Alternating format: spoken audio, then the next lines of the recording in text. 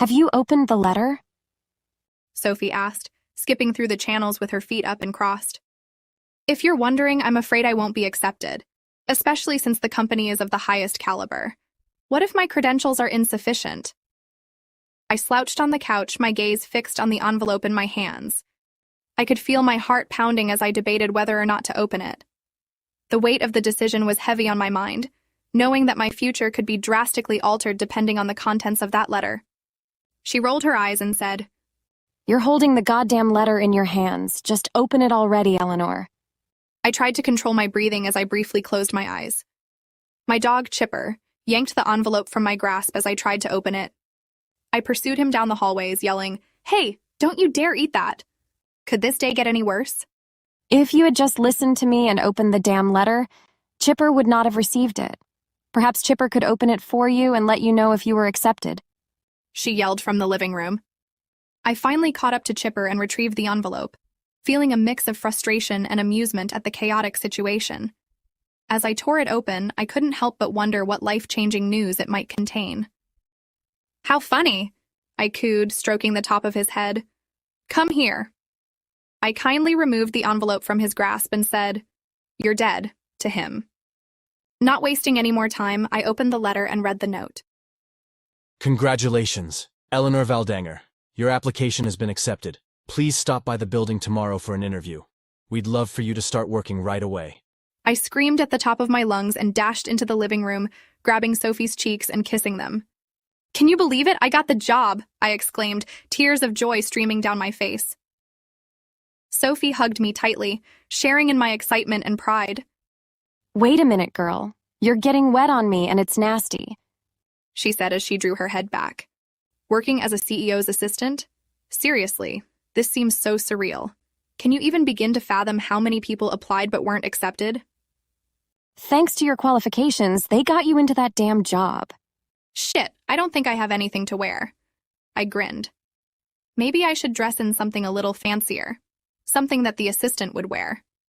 I chuckled, feeling a surge of excitement at the thought of dressing the part. I want to make a good impression after all, I added, already picturing myself in a more professional outfit. You have tons of clothes in your wardrobe. What more could you possibly want? I mean, I'll get interviewed. All I have to do is dress the part. Put on something new. Her phone chimed. It's Alex. He wants me to stop by the store to get some items. I have to go. She hugged me, grabbed her things, then left. I can't wait for my interview tomorrow. I've been practicing for this interview countless times while pacing back and forth, breathing and calming myself. I looked in the mirror for 15 minutes.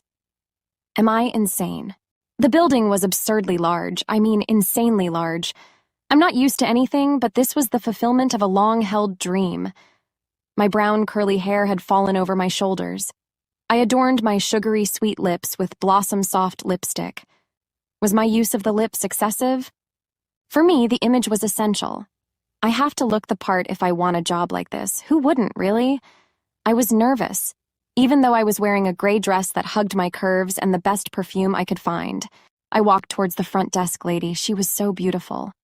Hey, good morning. I have an interview with Mr. Amir Bezos. I stuttered a bit. She looked up from the computer and scoffed. What is your name? I'm sorry, I corrected her with politeness. Do me the honor and correct me as I have corrected you. I've told her to adjust so many times that I'm tempted to rip her snarky face off. I took a small breath in, my nose flaring a little. Eleanor Valdanger.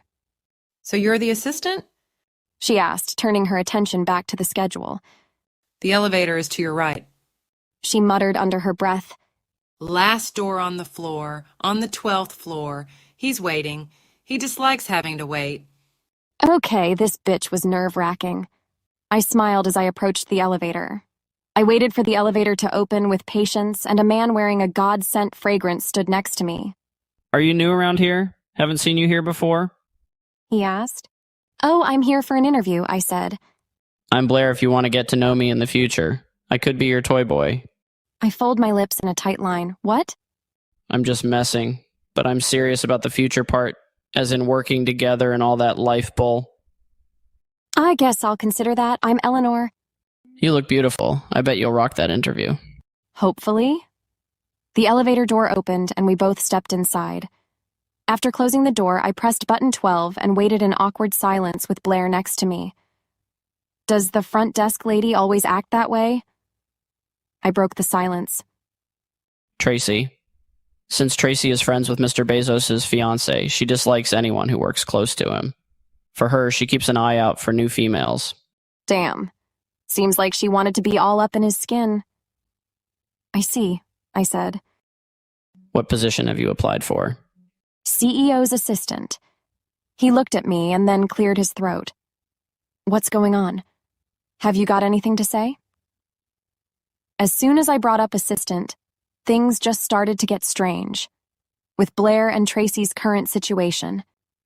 His previous assistant was let go. She was exposed for having information about Mr. Bezos and for scooping on his private life. Avoid interfering with that man's personal matters at all costs. Noted. We split up when we got to the 12th floor. I had a huge lump of air in my throat as I moved toward the final door on the floor. Before I was in front of his door, I wasn't this anxious. On the door, you had his full name in the printed letter format, CEO Mr. Amir Bezos. I knocked on the door and waited for an answer. As soon as I heard the voice, shivers ran down my spine. Come in, He said from the other side of the door. I opened the door, but I had no idea what to do. He represented everything. He was like a hot barbecue. I was so nervous and my palms were sweating that I was clenching and unclenching my fists. He was so spotless that even if I licked him, my tongue wouldn't get dirty. The smell of his shampoo. I need to stop being a simp and wake up. I approached his desk and smiled. Shit. My smile was trembling, and this looked pretty bad for my image. Hello, my name is Eleanor Valdanger, and I'm here for an interview for the CEO's assistant. I had you in mind. Have a seat and let's get right to the details. He said, maintaining a neutral expression. Great, he added. Tell me a bit about you. I was apprehensive, but I managed to keep the conversation going by saying, I am dedicated to what I do. I have a consistent source of inspiration that pushes me to give it my all.